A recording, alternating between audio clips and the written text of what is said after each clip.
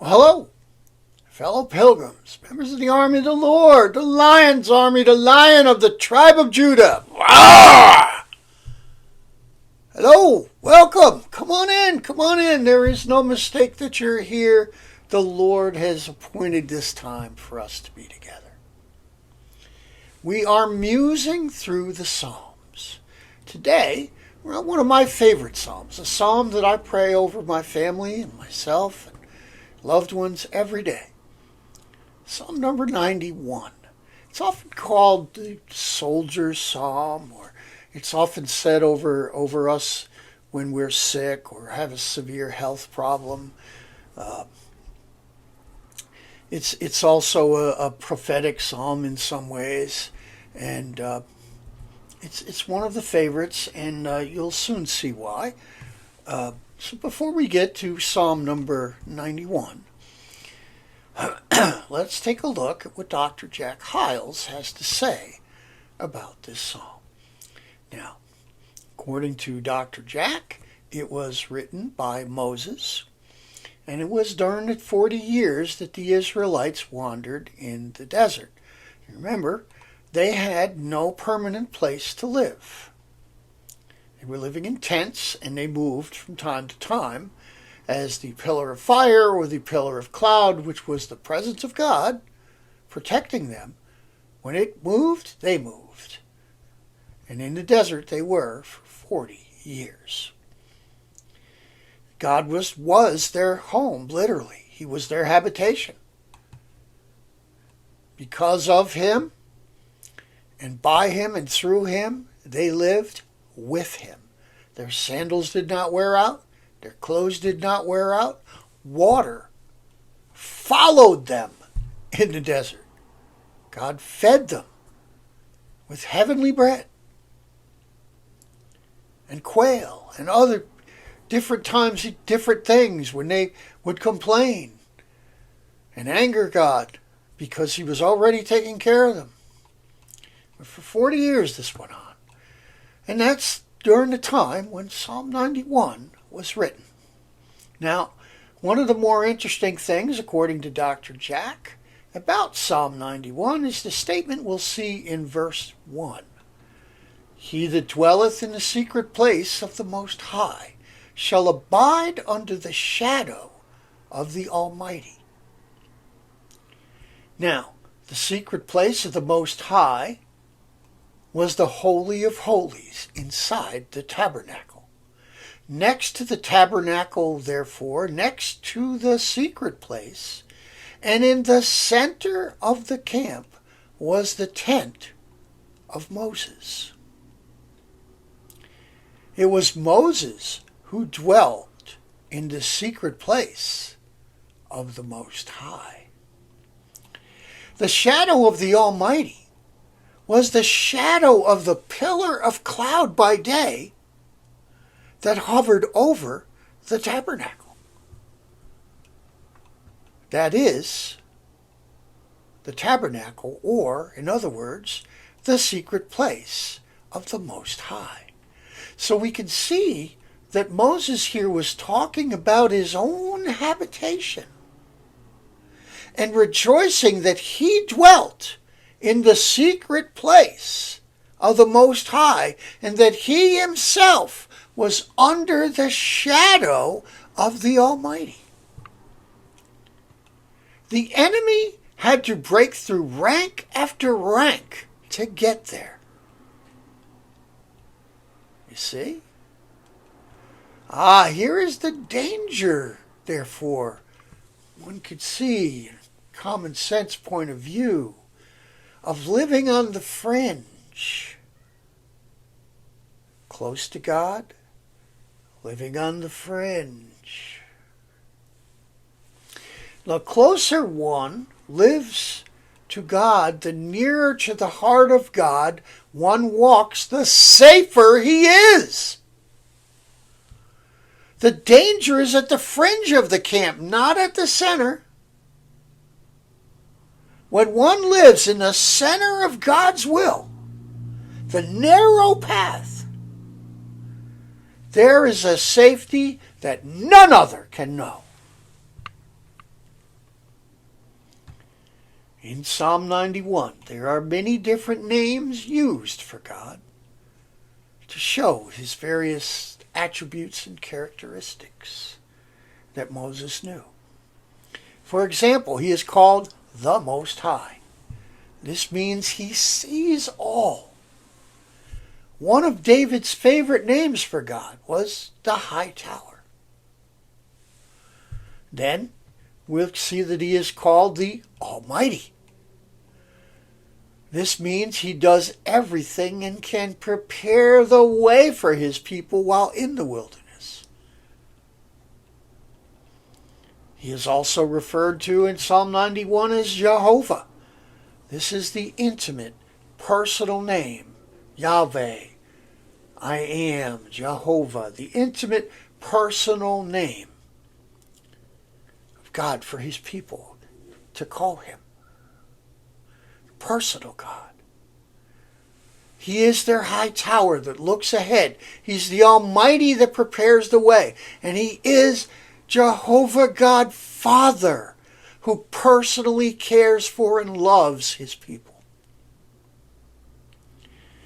Then we'll see the words, my God, are used. This in the original translation was Elohim. This is the great and mighty God, the same God, but being referred to as the great and almighty God by title, who created the very universe.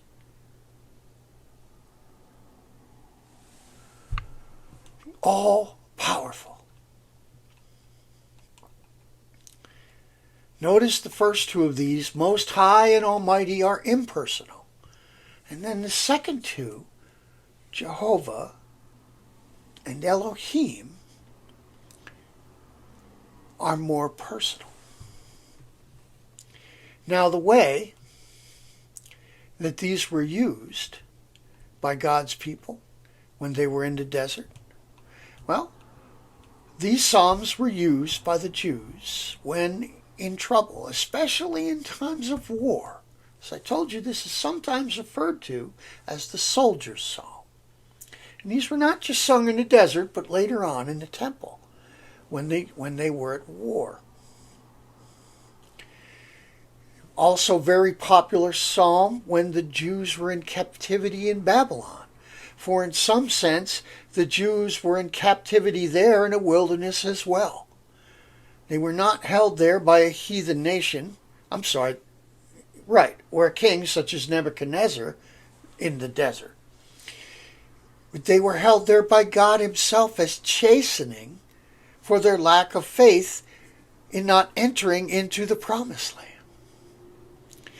So, originally written in the promised land, also sung in the temple during times of war, and then sung in captivity under Nebuchadnezzar, which was in essence another wilderness.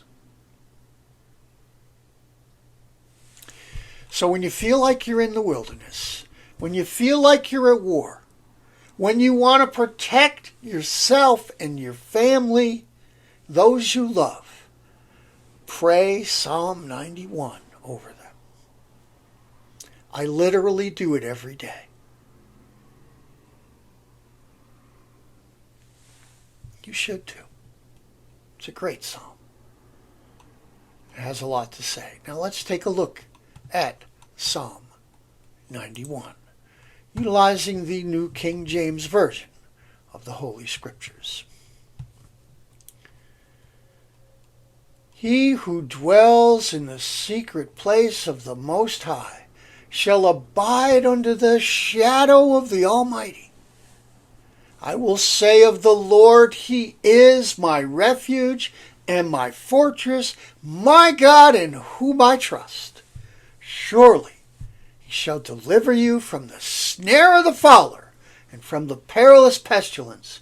He shall cover you with his feathers, and under his wings you shall take refuge. His truth shall be your shield and buckler. You shall not be afraid of the terror by night, nor of the arrow that flies by day, nor of the pestilence that walks in the darkness, nor of the destruction that lays waste at noonday. 1,000 may fall at your side, and 10,000 at your right hand, but it shall not come near you. Only with your eyes shall you look and see the reward of the wicked, because you have made the Lord, who is my refuge, even the Most High, your dwelling place. No evil shall befall you, nor shall any plague come near your dwelling. For he shall give his angels charge over you, to keep you in all your ways, and in their hands they shall bear you up, lest you dash your foot against a stone. You shall tread upon the lion and the cobra, the young lion and the serpent you shall trample underfoot. Because he has set his love upon me, therefore I will deliver him. I will set him on high, because he has known my name. He shall call upon me, and I will answer him. I will be with him in trouble. I will deliver him and honor him. With long life I will satisfy him and show him my salvation.